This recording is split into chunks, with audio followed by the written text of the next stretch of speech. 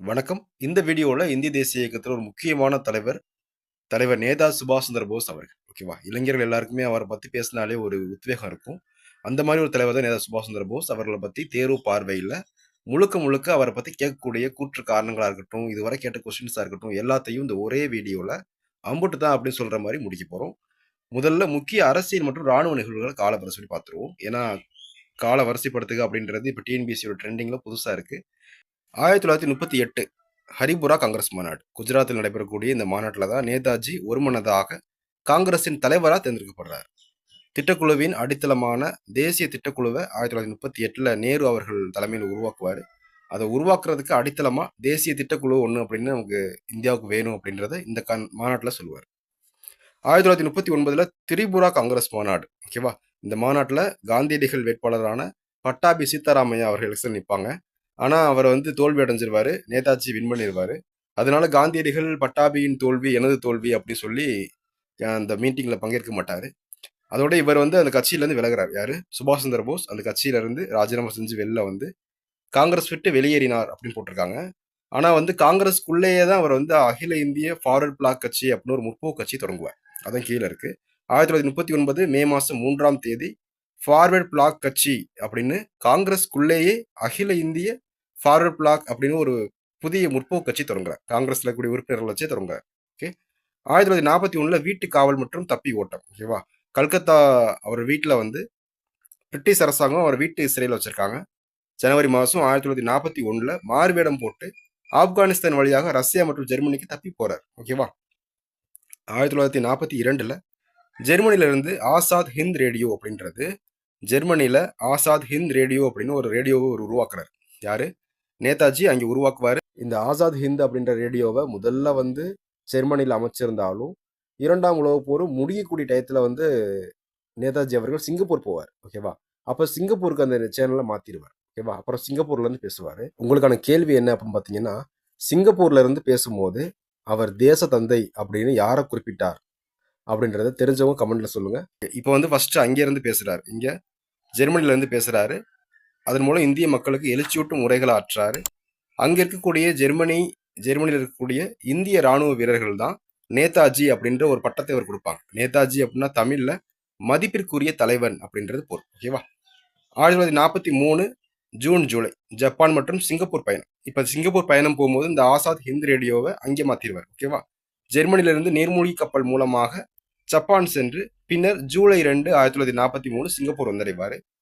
1943 ஜூலை 5 இந்திய தேசிய ராணுவம் உருவாக்கம். அதாவது தளபதி மோகன் சிங் மற்றும் ராஜ் பிகாரி போஸ் அவர்களால் தொடங்கி வைக்கப்பட்டிருந்த அந்த ஆசாத் ஹிந்த் பவுஷ் அப்படின்னு படையின் தலைமை பொறுப்பை நேதாஜி முறைப்படி ஏத்துக்கிறார். 1944ல இந்திய படையெடுப்பு மற்றும் மூவர்ண கொடி அப்படின்றது அந்த இந்திய தேசிய இயக்கத்தை கொண்டு இந்தியாவோட மணிப்பூர் எல்லைக்குள் நுழையிறாரு. படையோட வராரு. மணிப்பூர்ல மொய்ராங் அப்படின்ற இடத்துல ஏப்ரல் 14 1944 அன்று முதலா இந்திய தேசிய கொடியை ஏத்துறார். ஓகேவா? நேரு ஏத்துனது 1929. ஓகேவா? அது ராவி நதிக்கரை லாகூர். ஓகேவா? இது இவர் ஏத்துறது. இவர் முதல்ல தேசிய கொடியை இங்கதான் ஏத்திருக்காரு. ஓகே. 1945 ஆகஸ்ட் 18 தைவான் விமான விபத்து. நேதாஜி தப்பி செல்லும் போது தைவானில் தைகோகு விமான நிலையத்தில் விபத்தில் உயிரிழந்ததாக அதிகாரப்பூர்வமாக அறிவிக்கப்பட்டிருக்கு. ஆனா அதுல சந்தேகம் இருக்கு அப்படின்ற மாதிரி நிறைய ஆராய்ச்சி நடத்திக்கிட்டு இருக்காங்க. இதுல ஒரு வியக்கத்தக்க விஷயம் என்னன்னா, நேதாஜி உண்மையிலே இறக்கல. அவர் கும்நாமி பாபா அப்படின்னு சொல்லுவாங்க. அதாவது ஒரு சமய துறவியா மாறி கும்நாமி பாபாவா உத்தரப்பிரதேசத்துல மலைக்காடுகள்ல மறைந்து வாழ்ந்துகிட்டு இருந்தாரு அப்படின்ற மாதிரி ஒரு புரணி கிளப்புனாங்க.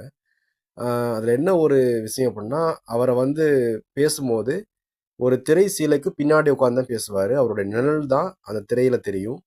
அவருடைய வாய்ஸ், அவருக்கு பேசக்கூடிய அந்த மொழிகள் எல்லாமே நேதாஜி மாதிரியே இருக்கு அப்படின்ற மாதிரி நிறைய பேர் தகவல் சொன்னாங்க. அதை வச்சுதான் அந்த குமிநாமி பாபா அப்படின்றது ட்ரெண்ட் ஆச்சு. ஓகேவா? அது மட்டும் இல்லாம நேதாஜியோட ரொம்ப நெருக்கமான ராணுவ வீரர்கள்லாம் அந்த பாபாவை மறைமுகமா சந்திச்சுட்டு போறாங்க. அதனால இவர் கண்டிப்பா நேதாஜி தான் அப்படின்னு முடிவே பண்ணிட்டாங்க. இந்த துறவின்னு சொல்றோம்ல, கும்நாமி பாபா, இவர் உண்மையில நேதாஜி தானா அப்படின்ற மாதிரி அவரை பத்தி தேடுறதுக்காக உத்தரப்பிரதேசம் மாநில அரசே ஒரு குழு அமைச்சிருப்பாங்க. ஓகேவா? அந்த குழுவை பத்தி நான் கீழே சொல்றேன். குழுக்களை பத்தி பார்க்க போறோம். ஓகே. குழுவோட பேர், ஆண்டு, குழுவின் தலைவர், அப்போ இருந்து பிரதமர். இது மட்டும் வரிசையாக படிச்சுக்கங்க. 2-3 தடவை எக்ஸாமில் கேட்டாங்க. அதனால தான் இந்த கொஸ்டின் நான் முக்கியமாக வச்சிருக்கேன். ஃபஸ்ட்டு பினகாசி குழு அப்படின்றது 1946 பிரிட்டிஷ் உளவுத்துறை அதிகாரி அவர் தான் இந்த பினகாசி அப்படின்றவர் சுதந்திரத்துக்கு முன்பே அமைச்சிருக்காங்க. அப்போது பிரதமர்லாம் இல்லை. ஓகேவா. ஷா நவாஸ் குழு அப்படின்றது 1956 ஷா நவாஸ் கான் அப்படின்றவர் தலைமையில் அமைச்சிருக்காங்க. ஜவஹர்லால் நேரு பிரதமராக இருக்கும். கோஸ்லா குழு அப்படின்றது 1970 அமைச்சிருக்காங்க. நீதி அரசர் ஜிடி கோஸ்லா அவர்கள் தலைமையில் இந்திரா காந்தி பிரதமராக இருக்கும்போது. முகர்ஜி குழு அப்படின்றது 1999. ஓகேவா. நீதியரசர் கே முகர்ஜி. இந்த குழு அமைக்கிறதுக்கு முக்கியமான காரணம் பார்த்தீங்கன்னா, இந்த டைமில் தான் அவருக்கு வந்து பாரத ரத்னா விருது கொடுப்பாங்க நேதாஜி சுபாஷ் சந்திர போஸ்க்கு. ஆனால் அவங்க ஃபேமிலிக்கு வாங்க மாட்டாங்க. அவர் இறந்துட்டாரா இருக்காரானே தெரில. அதையே கண்டுபிடிச்சி உங்களால் கொடுக்க முடியல. இந்த பாரத ரத்னா விருது எங்களுக்கு எதுக்குன்னு சொல்லி வேணான்னு சொல்லி அதை தள்ளி வச்சிருவாங்க. ஓகேவா. வேண்டான்னு சொல்லிடுவாங்க. ஓகேவா. இது வந்து அடல் பிகாரி வாஜ்பாய் அவர்கள் பிரதமராக இருக்கும்போது. சாகாய் குழு அப்படின்றது 2016 நீதியரசர் சாகாய் தலைமையில் பிரதமராக இருந்தவர் நரேந்திர மோடி. ஆனால் அந்த குழு அமைச்சது உத்தரப்பிரதேச அரசாங்கம். ஓகே. இந்த சாகாய் குழு அப்படின்றத கும்நாமி அப்படி சொல்லக்கூடிய அந்த குருவை தேடுறதுக்கான பயணமா இருக்கு. ஓகேவா. அவர் இருக்காரா என்ன, அவர் எப்படி உண்மையிலே நேதாஜி தானா அப்படின்னு. ஆனால் அந்த முகர்ஜி குழு இருக்காங்கல்ல, அவங்க ஆராய்ச்சி பண்ணும்போதே கும்நாமியை பற்றியும் ஆராய்ச்சி பண்ணுவாங்க.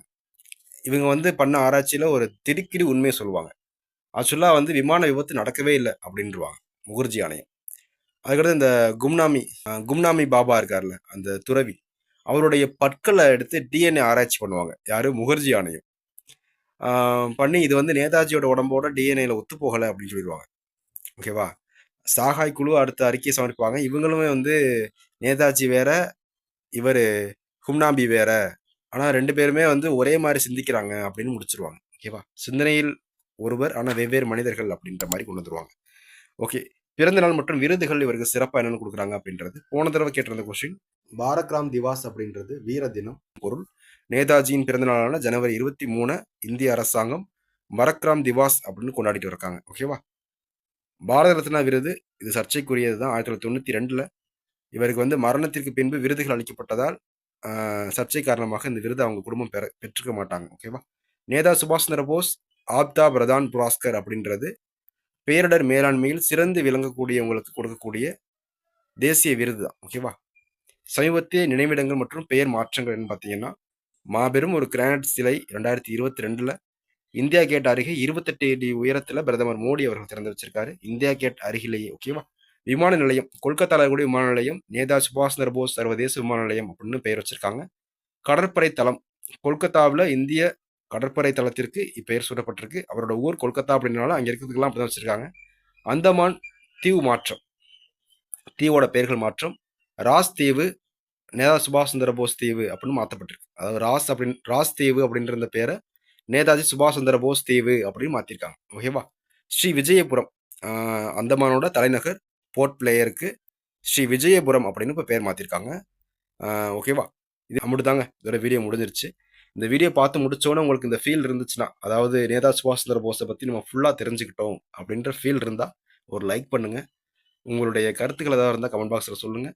உங்கள் ஃப்ரெண்ட்ஸுக்கு ஷேர் பண்ணுங்கள். மறந்துடாம நம்ம சேனலை சப்ஸ்கிரைப் பண்ணி நம்ம சேனலோட இணைங்க. நன்றி. இந்த பிடிஎஃப்பை நான் கீழே கொடுத்துருக்கேன், டவுன்லோட் பண்ணிக்கோங்க. ஆனால் முழுமையான விளக்கம் நான் அந்த வீடியோவில் தான் சொல்லுவேன். பிடிஎஃப்பில் சார்ட்டாக தான் எல்லாம் இருக்கும். ஓகேவா.